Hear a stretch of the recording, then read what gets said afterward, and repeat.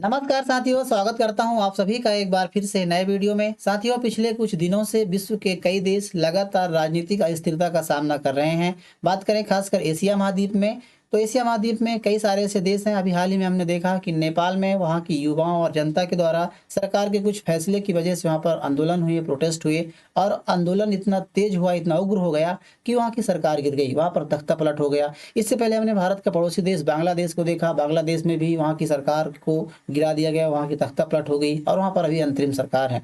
इससे पहले म्यांमार हो, श्रीलंका हो, इन देशों में भी इस प्रकार के आंदोलन की वजह से वहाँ की सरकारें गिर गई हैं। अभी खबरें ये आ रही साथियों कि एशिया महाद्वीप का ही एक और देश है फिलीपींस, जहाँ पर प्रोटेस्ट शुरू हो गए हैं, आंदोलन किए जा रहे हैं वहाँ की छात्र और युवाओं के द्वारा।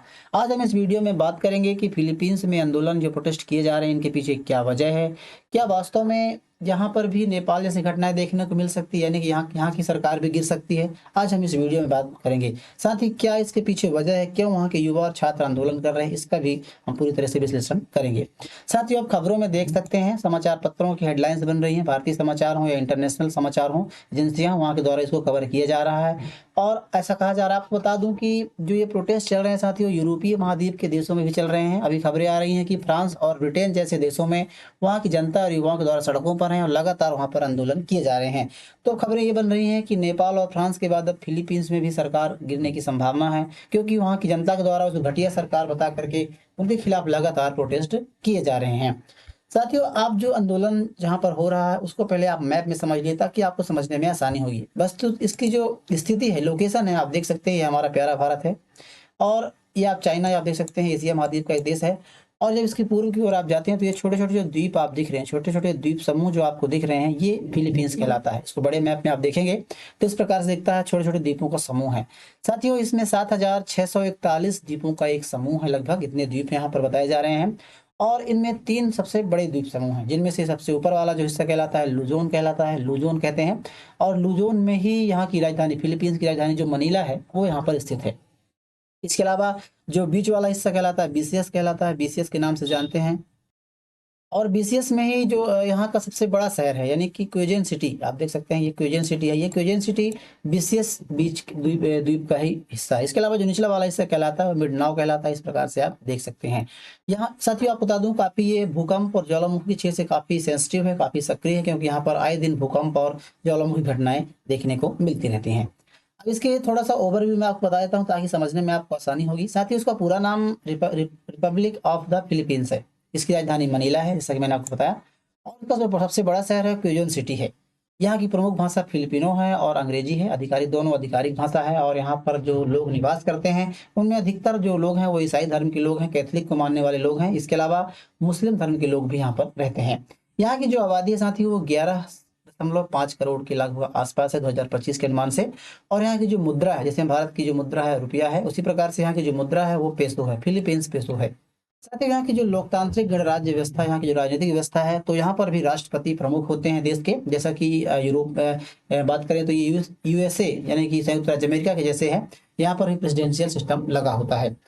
आपको बता दें कि यहाँ की सरकार की व्यवस्था के बारे में, जैसा कि आप जानते हैं कि मैंने आपको बताया कि यहाँ की जो सरकार की व्यवस्था है वो प्रमुख होता है राष्ट्रपति, जो सीधे जनता के द्वारा चुना जाता है और 5 साल का कार्यकाल होता है। और उसके मंत्रिमंडल जो होते हैं राष्ट्रपति के, वो राष्ट्रपति चुनता है। और सेना जो प्रशासन जो होती है, ब्यूरोक्रेसी और मिलिट्री जो होती है, राष्ट्रपति के अधीन होते हैं। वहीं उसका जो उपराष्ट्रपति एक और होते हैं, जो कार्यपालिका के प्रमुख होते हैं वो उपराष्ट्रपति होते हैं। जो प्रमुख होते हैं राष्ट्रपति होते हैं और एक उपराष्ट्रपति होते हैं। राष्ट्रपति को भी राष्ट्रपति से इसका अलग चुनाव होता है, चुना जाता है। और राष्ट्रपति की अनुपस्थिति या मौत पर जो है, जिस प्रकार से अन्य देशों में भी चलता है कि उनकी अनुपस्थिति में राष्ट्रपति के पद ये संभाल सकते हैं। इसके अलावा इसको चुनने की जो प्रक्रिया है, उसमें भी 2 सदन वाली संसद है। इसके संसद को, फिलीपीन की संसद को कांग्रेस कहते हैं। और यह 2 सदन वाली है। उच्च सदन जो ऊपरी सदन है, इस प्रकार से अमेरिका, मतलब टोटली जो आपको बता दूं साथियों, जो अमेरिका का ही ये इसका जो इतिहास के बारे में थोड़ा बता दूं कि दरअसल साथियों इसकी जो शासन व्यवस्था है, विधायिका है, वो पूरी तरह से जो है वो अमेरिका की तरह है। आपको बता दूं कि अमेरिका की तरह इसलिए है क्योंकि इससे पहले इसके इतिहास की थोड़ी जानकारी मैं बता देता हूँ। 1521 ईस्वी में यहाँ पर एक स्पेनिश यात्री वहाँ पर पहुंचे थे। फर्डिनेंड मैकलन नाम के एक यात्री था जो वहाँ पर पहुंचे। उसके बाद 1565 से लेकर के कुछ दिनों तक वहाँ पर स्पेन का उपनिवेश बन रहा, मतलब स्पेन के अधीन था। वहाँ पे स्पेन के यात्री आए हुए थे, यात्रा पर गए हुए थे, पहुंचे थे। उसके बाद से वहाँ पर स्पेन का उपनिवेश हो गया था, वहाँ पर देश ने अपना कब्जा शुरू कर दिया था।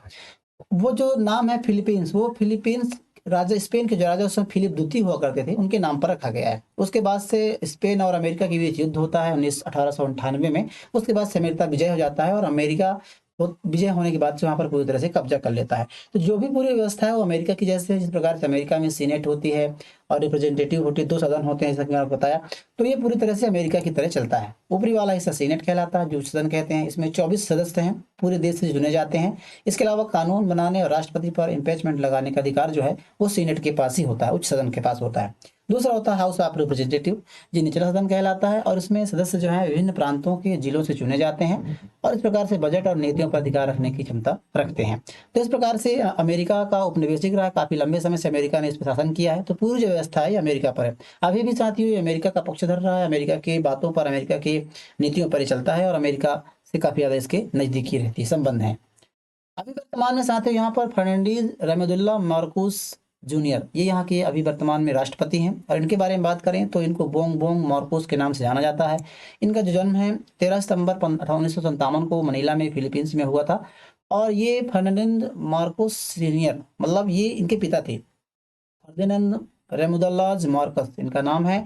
और इनके पिताजी का नाम फर्दिनांड मार्कोस सीनियर। ये फिलीपींस के पूर्व तानाशाह थे, जिन्होंने 1972 से 1981 तक मार्शल लागू किया था, मार्शल लॉ लगाया था पूरे फिलीपींस में। साथ ही उनकी माँ का नाम इमेदेला मार्कोस है, जो सू कलेक्शन और लग्जरी जीवन शैली के लिए मशहूर है। मैं आपको बता दूं कि ये भी एक प्रमुख कारण जिसका जिक्र हम आगे करेंगे। बात करें तो ये 30 जून 2022 से अभी राष्ट्रपति के पद पर हैं। और उपराष्ट्रपति जो हैं सारा दुत्रेत, ये भी पूर्व राष्ट्रपति रोड्रिगो दुत्रेत की बेटी हैं। मतलब यहाँ पर भी जो शासन चल रहा है और नेपाल जैसी है, क्योंकि नेपाल में जो आंदोलन हुआ था अभी आप सभी लोग जानते हैं, इसके बारे में हमने वीडियो भी बनाया है। आप चाहें तो हमने प्लेलिस्ट आइकन पर, मैं आपको बटन पर देख सकता हूँ, आप वहाँ पर जाकर के इसको देख सकते हैं। साथियों वहाँ पर भी इस प्रकार के तानाशाह, ये कहें कि इस प्रकार के जो राजनीति उच्च उच्च पदों पर जो बड़े बड़े राजनेताओं के लड़के थे, उनकी जो जीवन शैली है उसको लेकर के इस पर आंदोलन किया गया था। अभी वर्तमान में फिलीपींस में प्रदर्शन क्यों हो रहा है, इसके पीछे क्या वजह है, तो साथियों अभी जो खबरें निकल कर आ रही है इसके बारे में हम बात करेंगे। फिलीपींस में दरअसल बाढ़ नियंत्रण परियोजनाओं में के लिए कुछ बिल पास किए गए थे। इसमें कहा जा रहा है कि बाढ़ नियंत्रण परियोजनाओं के लिए जो योजनाएं संचालित की जा रही थी, उनमें कथित तौर पर भ्रष्टाचार और घूसखोरी के खिलाफ लोग प्रदर्शन कर रहे हैं। सरकार पर आरोप लगा रहे हैं कि उसने पिछले 3 सालों में 545 अरब पेसो यानी कि लगभग 9.6 अरब डॉलर खर्च किए और इन परियोजनाओं में बड़े पैमाने पर भ्रष्टाचार हुआ है।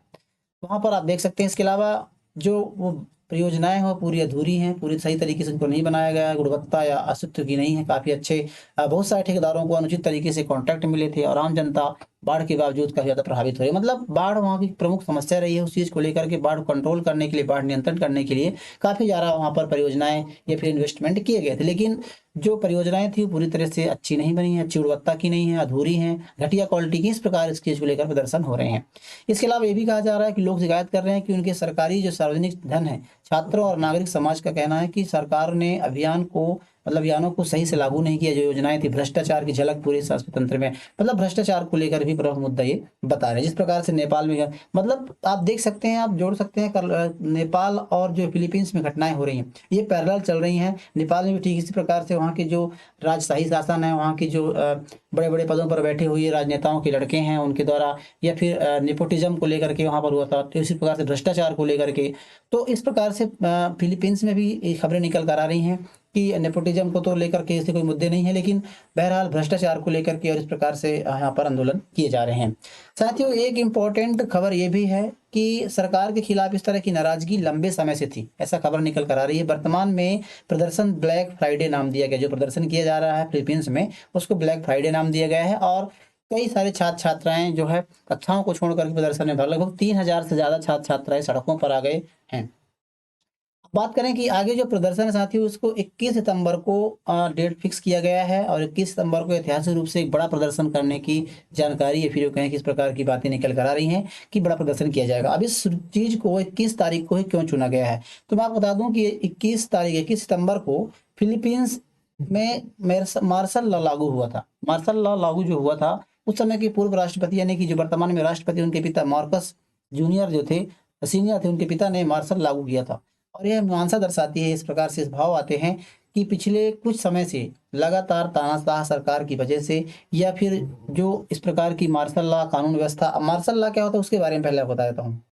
साथियों, मार्शल लॉ का मतलब होता है कि किसी देश या क्षेत्र में जब सैनिक शासन लागू करना, यानी जब हालात इतने बिगड़ जाएं कि सामान्य सरकार और पुलिस व्यवस्था कानून न संभाल पाए, तब पूरी तरह से सेना को समर्पित कर, मतलब सेना को इसके हवाले कर देना। जैसे आपातकाल होते हैं, दंगे, युद्ध या बगावत जैसी घटनाएं बन जाती हैं, तो सरकार इसको सैन्य कानून लागू कर देते हैं, इसे मार्शल लॉ कहते हैं। सेना का नियंत्रण हो जाता है पूरी तरह से, पुलिस और प्रशासन की जगह जो कानून व्यवस्था है वो सेना संभालती है। प्रेस की आज़ादी कम हो जाती है। इसके अलावा सभा हो या प्रदर्शन, यहाँ पर उस पर रोक लगा दी जाती है। इसके अलावा कर्फ्यू लगाया जा सकता है। कोर्ट की जो ताकत होती है वो कम कर दी जाती है। साथियों, इससे पहले भी बात करें तो कई देशों में लग चुके, जैसे बात करें फिलीपींस में, जो फ्रेडरिक मार्कस सीनियर ने 1972 में मार्शल लागू लगाया था, और 1972 से लेकर के 1981, इस प्रकार से भारत में राष्ट्रीय आपातकाल लगा जाता है, उसी प्रकार से मार्शल लॉ ही होता है। और 1981 तक पूरे देश में सेना पर नियंत्रण रहा, मतलब फिलीपींस में लग चुका है। इससे पहले पाकिस्तान में हमने कई बार देखे मार्शल लॉ का उपयोग किया गया, जिसमें जनरल अयूब खान, जिया उल हक, जो इसे परवेज मुशर्रफ के समय इस प्रकार से लगाया गया था। मिस्र और थाईलैंड जैसे में भी मार्शल लॉ लागू हो चुका है। तो इस प्रकार से मार्शल लॉ उन्होंने लगाया था और 21 सितंबर 1972 को ये लागू किया था, जिसके बाद से वर्तमान में जो प्रदर्शनकारी हैं, जो प्रोटेस्ट कर रहे हैं, उन्होंने 21 सितंबर को ही ये डेट चुना है। तो कई मामलों में साथियों, पिछले कुछ समय से जो हो रहे अन्याय है, अत्याचार के खिलाफ भी इस प्रकार का आंदोलन किया जा रहा है। ठीक इसी प्रकार से नेपाल में भी आपने देखा। मेरा कहने का तात्पर्य है कि जो ये आंदोलन चल रहा है, ये पूरी तरह से नेपाल के आंदोलन से, नेपाल के प्रोटेस्ट से प्रेरित है, और लगातार इसके खिलाफ आंदोलन चल रहे हैं। अभी वर्तमान में क्या स्थिति है साथियों, तो नेपाल में लगातार आंदोलन चल रही है। इस वजह से खबरें निकल कर आ रही हैं कि नेपाल के बाद अब एक और देश में तख्ता पलट हो सकता है, ऐसी खबर आ रही है। इसमें भ्रष्टाचार घोटाले को लेकर के, जैसा कि मैंने बताया कि बाढ़ नियंत्रण के बारे में जो प्रोजेक्ट बनाए गए थे, अभियान चलाया गया था, उसमें काफ़ी ज़्यादा पैसे खर्च हुए हैं। इसको लेकर के जनता जो है गुस्से में है। तात्कालिक कारण अभी यही है। इसके अलावा ब्लैक फ्राइडे प्रोटेस्ट में छात्र में सिविल सोसाइटी और आम लोगों को शामिल हो रहे हैं, कई सारे लोग इसमें भाग ले रहे हैं। इसके अलावा राष्ट्रपति ने जो प्रतिक्रिया दी है, उन्होंने हालांकि पॉजिटिव प्रतिक्रिया दी है। जैसा कि मैंने बताया कि नेपाल में जो आंदोलन हुए थे, उसमें राष्ट्रपति ने एकाएक जो सोशल मीडिया ऐप उसको बैन कर दिया था। लेकिन यहाँ के राष्ट्रपति मार्कस जूनियर ने प्रतिक्रिया दी है कि जो लोग गुस्सा कर रहे हैं, उनका गुस्सा जायज़ है।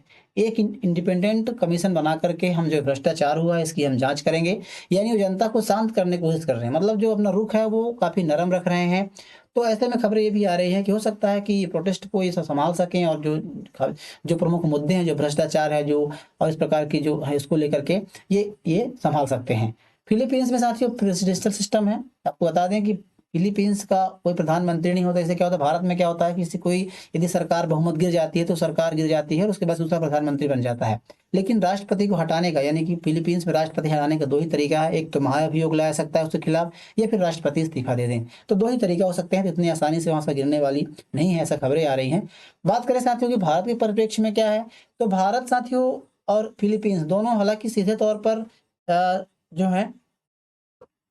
पर फिलीपींस भारत का सीधा पड़ोसी नहीं है, लेकिन दोनों इंडो पैसिफिक क्षेत्र में काफी महत्वपूर्ण साझेदार हैं। अब बात करें भारत के परिप्रेक्ष्य में क्या हो सकता है साथियों, भारत और फिलीपींस दोनों ही चीन की बढ़ती आक्रामकता, क्योंकि चीन का कब्जा जो फिलीपींस है वो अमेरिका का समर्थन करता है, अमेरिका उस पर दबाव रखता है, अमेरिका की पूरी नीति वहां पर चलती है, और चीन और अमेरिका दोनों दुश्मन है। तो इस प्रकार से भारत में भी, और इस प्रकार से अमेरिका का दबदबा रहता है, और चीन में जो भारत पर जो जिस मतलब भारत से भी चीन की जो खटपट बनी रहती है, लगातार आए दिन सीमा विवाद होते रहते हैं। तो इन दोनों देशों को चीन की बढ़ती आक्रामकता खासा चिंतित होना चाहिए। इसके अलावा बात करें तो जैसा कि मैंने बताया कि मार्कस जो जूनियर है वो अमेरिका के करीबी माने जाते हैं। भारत, जापान, अमेरिका, ऑस्ट्रेलिया, ये दोनों देश क्वाड के सदस्य देश हैं, और इसमें काफ़ी क्वाड देशों में ये काफ़ी अहम भूमिका निभाते हैं। इसके अलावा साथियों भारत के साथ इसकी रक्षा और हथियार सौदे भी हैं। भारत ने फिलीपींस को ब्रह्मोस मिसाइल सिस्टम बेचा है, जिसमें 2022 में लगभग $375 मिलियन का सौदा हुआ था। और इसी प्रकार से भारत के जो रिश्ते हैं भारत आगे बढ़ाना चाहता है। यदि वहाँ पर भी आर्थिक राजनीतिक अस्थिरता आ जाती है तो कहीं ना कहीं भारत के जो रिश्ते हैं, संबंध है, वो बिगड़ सकते हैं। इसके अलावा बात करें तो मार्कस जूनियर जो इंफ्रास्ट्रक्चर और आईटी सेवाओं पर ध्यान दे रहे हैं। भारत की कई सारी आईटी कंपनियां, इसके अलावा फार्मा इंडस्ट्री फिलीपींस में बड़ा बाजार पकड़ सकती हैं। तो इस प्रकार से कई सारे क्षेत्र हैं। इसके अलावा बात करें साथियों प्रवासी भारतीय वहाँ पर काफ़ी ज़्यादा रहते हैं, लगभग 1.5 लाख भारतीय मूल के वहाँ पर लोग रहते हैं, और अधिकतम लोग जो व्यापारी हैं, छात्र हैं, तो उन पर भी कहीं ना कहीं असर पड़ सकता है। बहरहाल साथियों आपका क्या सोचना है, आपके क्या विचार हैं, आप इस पर जरूर बताइए। यदि आपको वीडियो पसंद आ रहा है तो वीडियो आप लाइक जरूर कीजिएगा साथियों। यदि वीडियो पर चैनल पर पहली बार आए हैं तो चैनल को सब्सक्राइब जरूर कर लीजिएगा। मिलते हैं किसी ऐसे नए वीडियो में, तब तक के लिए नमस्कार।